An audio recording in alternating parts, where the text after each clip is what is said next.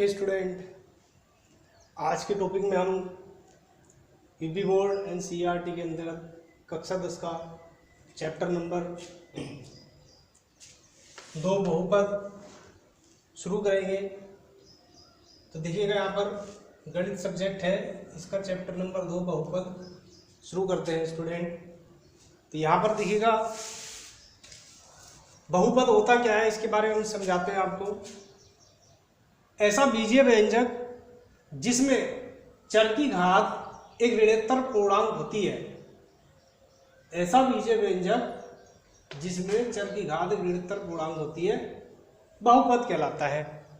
अब जैसे कि यहाँ पर a0 plus a1x plus a2x square plus a3x cube plus dot dot and so on an और x की पावर n, जहाँ an जो है 0 के बराबर नहीं है, एक बहुपद है और n एक क्या है, ऋणोत्तर पूर्णांक है। ऋणोत्तर पूर्णांक होता है जिसमें जहां पर n का मान या तो नहीं होना चाहिए, क्या कि या तो भिन्न नहीं होनी चाहिए और ना ही उसका मान ऋणात्मक होना चाहिए। यानी घात जो होनी चाहिए चर की वो ना तो भिन्न होनी चाहिए, भिन्नात्मक होनी चाहिए और ना ही ऋणात्मक संख्या होनी चाहिए। तो वो बीजीय व्यंजक क्या कहलाता है, हमारा बहुपद कहलाता है। उदाहरण के लिए जैसे px बराबर है हमारा x स्क्वायर प्लस के 5x प्लस के 3 एक बहुपद है, क्योंकि इसमें x की घात 2 है, फिर 1 है, फिर 0 है, ये क्या है, ऋणोत्तर पूर्णांक है।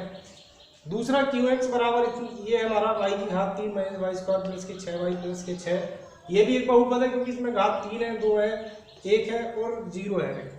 तो y की घात इसमें एक ऋणोत्तर पूर्णांक है।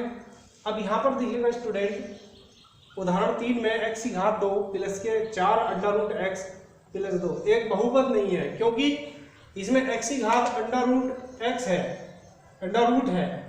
तो इसका मतलब होता है x की घात 1/2 जो एक भिन्न संख्या है। तो भिन्नात्मक संख्या एक ऋणोत्तर पूर्णांक नहीं होती, तो इसलिए एक बहुपद नहीं है।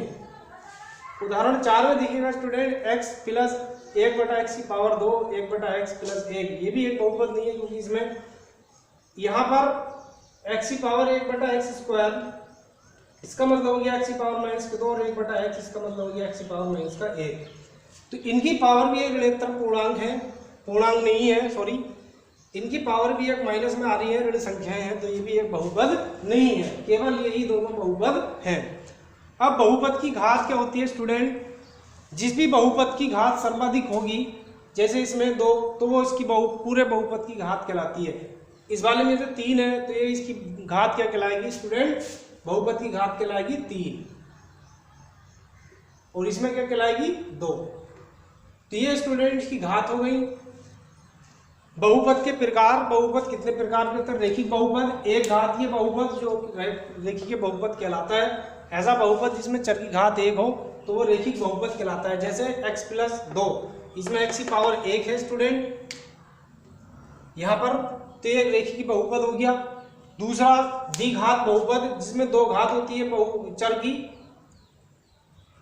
तो वह बहुपद द्विघातीय बहुपद कहलाता है। जैसे ax square plus bx plus c, तो इसमें अधिकतम घात जो है 2 है, x की यानी चर की घात जो 2 है, तो ये द्विघातीय बहुपद कहलाएगा। इसी प्रकार त्रिघातीय बहुपद, 3 घातीय बहुपद त्रिघातीय बहुपद कहलाता है। जैसे x की घात 3 प्लस के 6x की घात 2 प्लस के 3x प्लस का 2, ये स्टूडेंट इसके प्रकार हो गए। इसी 4 घात वाला चतुर्बहुपदीय बहुपद, चतुर्घातीय बहुपद, और 5 घात वाला पंचघातीय बहुपद कहलाता है। आगे चलते हैं स्टूडेंट, किसी बहुपद में चर का ऐसा मान जो उस बहुपद के मान को शून्य कर देता है, शून्य कर दे, उस बहुपद का शून्य कहलाता है। फिर ऐसा चर का मान ऐसा जो उस बहुपद के मान को शून्य बना कर दे, बहुपद का शून्य कहलाता है। जैसे बहुपद px बराबर x की घात 2 प्लस 2x प्लस 1 में x बराबर माइनस 1 रखने पर, तो यहाँ पर हो जाएगा p माइनस का 1 की पावर 2 प्लस 2 गुणा माइनस का 1 और प्लस का 1, तो 1 का वर्ग 1 हो जाएगा, माइनस 1 का प्लस 1 हो जाएगा, 2 1 करना 2 माइनस का और प्लस का 1 और 1 2 में से 2 गया 0। तो p बराबर x बराबर माइनस 1 रखने पर p की x की वैल्यू 0। तो इसमें स्टूडेंट हमारा x बराबर -1 बहुपद px का एक शून्यक होगा। अन्यथा अगर कुछ भी आता तो मान लो यहाँ पर हमारा 1 आता तो ये इसका शून्यक नहीं था, तो इसलिए 0 इसका मान 0 आया। x बराबर -1 पर तो -1 इसका शून्यक होगा। अब द्विघात बहुपद, यदि द्विघात बहुपद ax² + bx + c के शून्यक अल्फा बीटा है तो इसके शून्यों का योगफल अल्फा प्लस बीटा बराबर होगा -x का गुणांक बटे x² का गुणांक। तो x का गुणांक क्या हमारे पास स्टूडेंट यहाँ पर है b और x² गुणांक है a, तो ये हो जाएगा b/a- का। इसी प्रकार तथा शून्यकों का गुणनफल, शून्यकों का गुणनफल योगा अल्फा बीटा बराबर अचर पद या इसका c और बटे x² गुणांक a, तो c बटा a हो जाएगा। और द्विघात बहुपद होगा x² - alpha plus beta × x plus alpha beta, यानी मूलों का योगफल गुणा x प्लस मूलों का गुणनफल। तो स्टूडेंट आगे देखिए त्रिघात बहुपद, यदि त्रिघात बहुपद ax² + bx² + cx + d के शून्यक अल्फा बीटा गामा है। अब 3 घात वाला है तो उसके शून्यक भी जाहिर सी बात है तीन ही होंगे, तो हमने अल्फा बीटा गामा मान लिए। तो इसके सभी मूलों या शून्य को, सॉरी यहाँ पर मैं शून्य को लिखना भूल गया, शून्य को का योगफल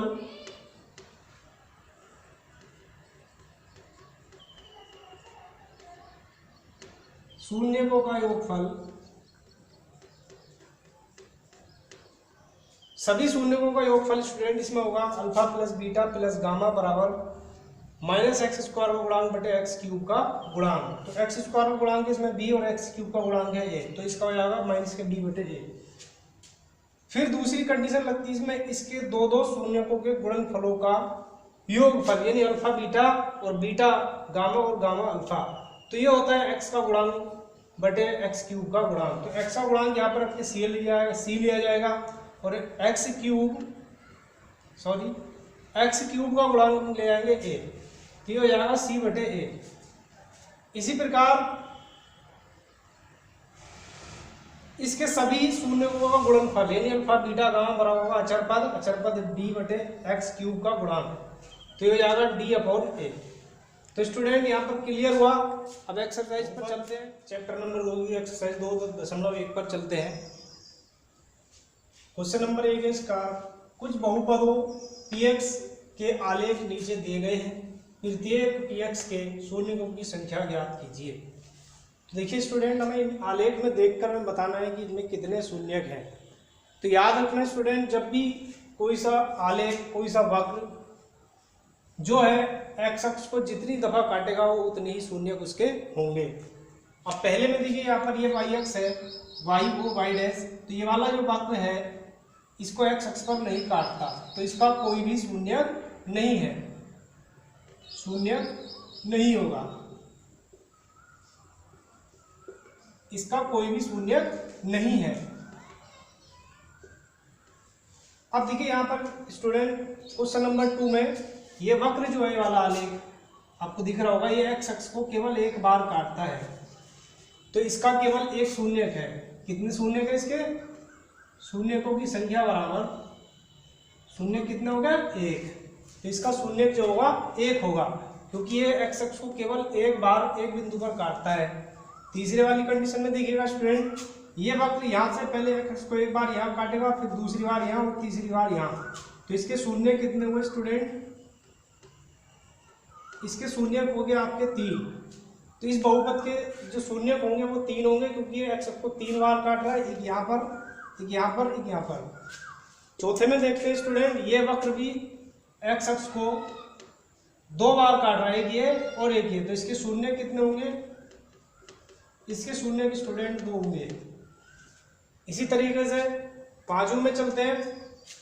पांचवें जो वक्र है इसको x अक्ष को देखो कितनी बार काट रहा है, 1 2 3 4, तो इसके शून्य कितने होंगे स्टूडेंट? 4 होंगे। शून्य कितने होंगे? 4, यानी 1 2 3 4, तो 4 बार ये x अक्ष को काट रहा है, तो इसके शून्य 4 होंगे। अब इसको देखते हैं स्टूडेंट, सवाल नंबर 6 में इसको, इसमें देखिए यहाँ पर एक्स अक्ष को कितनी दफा काट रहा है, एक बार ये, फिर इसको टच होकर जा रहा है तो ये काटेगा 2, फिर ये 3, तो ये एक्स अक्ष को 3 बार काट रहा है, तो इसके शून्य कितने होंगे, इसके शून्य की संख्या होगी स्टूडेंट 3।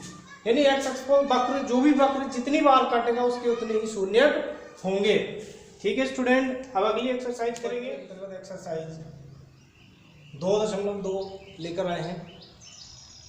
तो इसमें देखिएगा स्टूडेंट, यूपी बोर्ड कक्षा 10 गणित के अंतर्गत एक्सरसाइज 2.2 करेंगे बहुपद की। तो पहला क्वेश्चन करेंगे इसका, निम्नलिखित द्विघात बहुपदों के शून्य ज्ञात कीजिए एवं शून्य को तथा गुणांकों के बीच संबंध की सत्यता की जांच कीजिए। तो मैंने 3 क्वेश्चंस लिए हैं, पहला, दूसरा और पांचवा। बाकी पार्ट इन्हीं की तरह है, तो आप इनको देखिए। पहला क्वेश्चन हम हल करते हैं। तो स्टूडेंट, पहले क्वेश्चन के हम अभाज्य गुणनखंड विधि से इसको हल करेंगे, कॉमन लेकर। देखिए यहाँ पर स्टूडेंट, गुणा करने पर 8 है, घटाने पर 2 बचे, ऐसी 2 संख्या ढूंढनी है। तो 4 गुणा 2 बराबर 8 और 4 माइनस का 2 बराबर 2।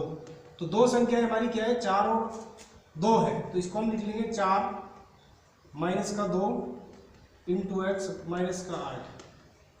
देखिएगा स्टूडेंट, अब यहाँ पर आगे हो गया एक्स स्क्वायर, यहाँ से माइनस का 4x, माइनस माइनस प्लस हो जाएगा, यहाँ पर प्लस का 2x और माइनस का 8। अब यहाँ पर पेयर बनाकर कॉमन ले लेंगे यहाँ से। तो देखिएगा स्टूडेंट, यहाँ पर जब कॉमन लेंगे तो x कॉमन हो जाएगा, यहाँ बचेगा x माइनस का 4 और यहाँ से 2 कॉमन हो जाएगा और x माइनस का 2 चौके 8। तो सारे में से जो आएगा हमारा स्टूडेंट, वो आएगा x माइनस के 4 कॉमन और 2 बचेगा x प्लस का 2। अब इनको हम शून्य के बराबर रख लेंगे, इसलिए x माइनस के 4 बराबर 0, यानी x बराबर हो गया हमारा 4, तथा x प्लस का 2 बराबर 0, तो x बराबर माइनस के 2। अब इसकी जांच करेंगे स्टूडेंट, इसकी जांच करेंगे यहाँ पर जांच। तो इसके शून्य जो आगे,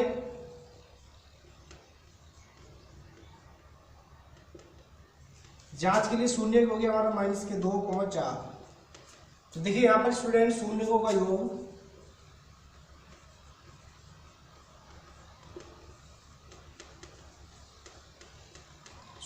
योग होगा स्टूडेंट हमारे पास माइनस के 2 प्लस के 4 बराबर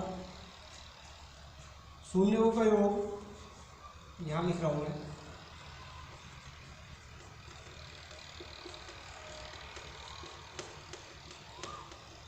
माइनस के 2 प्लस का 4 बराबर हो गया आपका 4 में से 2 गया 2।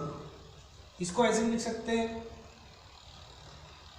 बराबर x का गुणांक बटे एक्स स्क्वायर का गुणांक।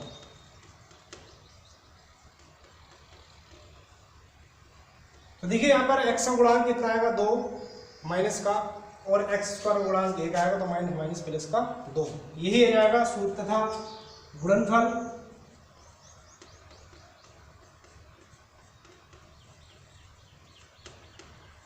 गुणनफल होगा माइनस के 2 गुणा 4 बराबर माइनस के 8, यानी अचर पद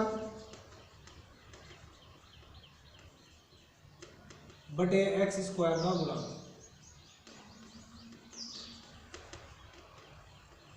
तो देखिए अचर पद इसमें कितना है 8 माइनस का, और एक्स स्क्वायर गुणांक 1 है, तो 1 से भाग दे देंगे 8 में, तो माइनस का 8 आ जाएगा। तो ये हमारी जांच होगी स्टूडेंट। इसी तरीके से इसको करते हैं हम, यहाँ पर देखते हैं, देखो यहाँ पर इसको करेंगे हम, मैं इसको साफ कर देता हूँ। गुणा करें 4 आए और घटाए 2, जोड़े 2 4 आए, तो हम इसको देखते हैं। पहले इसको लिखते हैं हम 2 का वर्ग, वैसे लिखेंगे 2 गुणा 2s और प्लस गुणा का 1 और प्लस 1 का वर्ग। अब इसको सोल्व कर लेते हैं, ये हो जाएगा 2s माइनस 1 का होल स्क्वायर, यानी ये फार्मूला बैठा हमारा a plus B, a minus B का होल स्क्वायर, यानी a square minus B plus B square minus के 2ab वाला, तो ये इस फॉर्म में बैठा है A square plus B square minus के 2a वाला, ये फार्मूला बैठा है स्टूडेंट। तो इसके अनुसार हो जाएगा ए 2s माइनस के 1 का होल स्क्वायर, तो शून्य को जाएंगे इसके, ये बराबर हो जाएगा हमारा, तो शून्य का जाएंगे 2s माइनस का 1 बराबर 0, यानी s बराबर 2s बराबर 1 और s बराबर 1/2, 2 शून्य का आएंगे 1/2 को 1/2। अब जांच करेंगे इसकी, शून्य को का योग,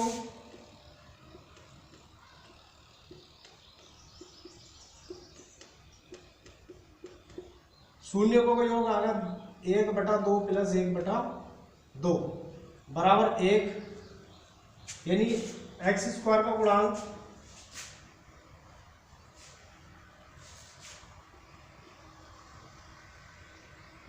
एक आ जाएगा एक्स स्क्वायर का गुणांक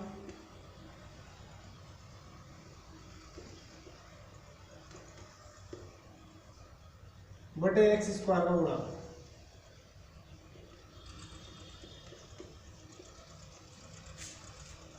तथा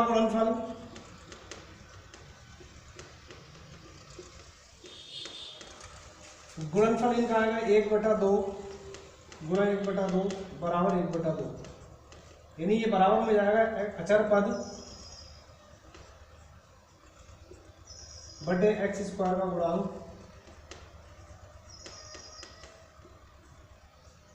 इतना ही आ जाएगा स्टूडेंट, ये जाएगा 1/4 सॉरी, तो ये अचर पद एक हो गया, एक्स स्क्वायर का गुणांक जो होगा हमारा, यहाँ पर ऐसे तो इसलिए ऐसे लिख देंगे,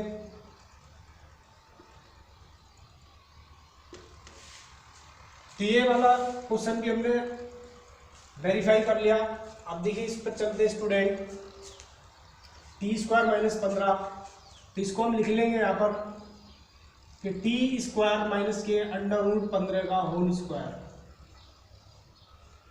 अब एक बार जोड़ लेंगे इसे a plus B, a² minus b square वाले फार्मूले से, a प्लस बी और a माइनस बी, ऐसे तो ये जाएगा t प्लस के √15 और t माइनस के √15, शून्य का जाएंगे इसके स्टूडेंट 0 के बराबर रख लेंगे, तो ये जाएगा √15 माइनस का और √15 प्लस का। अब इसमें भी यही शून्य का योग, जांच करते हैं इसकी,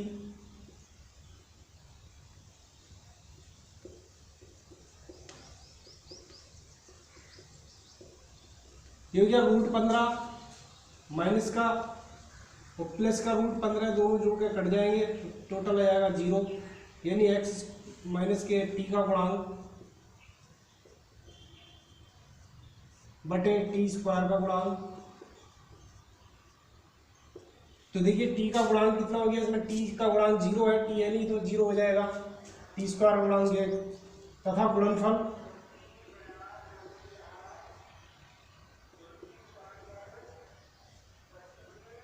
तो गुणनफल क्या होगा, √15 माइनस का √15 गुणा प्लस का √15, अब रूट से रूट कट जाएगा तो 15 का गुणनफल आ जाएगा, ये हो जाएगा स्टूडेंट अचर पद बटे t² का गुणांक। तो देखिए यहाँ पर इसकी जांच होगी क्वेश्चन की, तो देखिए इस तरीके से सारे सवाल होंगे स्टूडेंट। अगले सवाल हो चलते हैं करते हैं, एक द्विघात बहुपद ज्ञात कीजिए जिसके शून्यों के योग एवं गुणनफल क्रम से दी गई संख्या है। तो पहले में दिया 1/4 माइनस के 1, दूसरे क्वेश्चन में दिया इसके √2 1/3, तीसरे में दिया है 0, तो इसको हम हल करते हैं। माना द्विघात बहुपद ax² + bx + c है जिसके शून्य हमारे अल्फा व बीटा है। अब इनकी फॉर्म में हम पहले वाले क्वेश्चन को करते हैं। अल्फा प्लस बीटा क्या होता है हमारे पास स्टूडेंट्स, यहाँ पर होता है माइनस एक्स का गुणांक बटे एक्स स्क्वायर का गुणांक। तो एक्स का गुणांक क्या हो गया बी और एक्स स्क्वायर का गुणांक हो गया ए, माइनस के बी अपॉन ए, यानी हो जाएगा 1/4। अब दूसरी कंडीशन में हम देखते हैं कि अल्फा बीटा इसका गुणनफल दे रखा है, गुणनफल माइनस का 1 होगा जो होगा अल्फा बीटा मूल शून्य का। तो अचर पद इसमें हो गया सी और एक्स स्क्वायर गुणांक हो गया ए, तो सी बटा ए। अब अचर पद इनका गुणनफल जो दे रखा था माइनस का 1 दे रखा था, इसके बराबर रख लेंगे और जो योगफल था वो 1/4 रख लेंगे। तो ये जाएगा सी बटा ए बराबर माइनस का 1 अब 4। अब यहाँ पर देखिएगा स्टूडेंट ये 1/4 है, यानी बी का मान तो 1 हो जाएगा, यहाँ पर ए का मान 4। तो यहाँ 4 नहीं आ रहा तो हम क्या करेंगे 4 से ऊपर नीचे गुणा कर देंगे ताकि हमें ए का मान भी 4 आ जाए। तो यहाँ पर पता चलेगा जब हम इसकी तुलना करेंगे तो बी बराबर तो ए बराबर तो हो जाएगा माइनस का ए बराबर तो हो जाएगा प्लस का 4 और बी बराबर हो जाएगा यहाँ से माइनस का 1। दोनों कंडीशन में देखो ए बराबर 4 और सी बराबर माइनस का 4। यहाँ से हम इसको सेटिस्फाई कर सकते हैं कि ए बराबर 4 आ रहा है, बिल्कुल सही है। तो बी का मान क्या होगा माइनस का 1, इस माइनस को इधर ले लेंगे और सी का मान जो होगा ये वाला माइनस का 4 होगा। अब ए बी व सी के मान जो हम इस वाले बहुपद में रखेंगे तो देखिएगा यहाँ पर ए का मान रखेंगे 4x², फिर बी का मान रखेंगे माइनस का 1x और फिर सी का माइनस के 4। तो ये इसका आंसर है।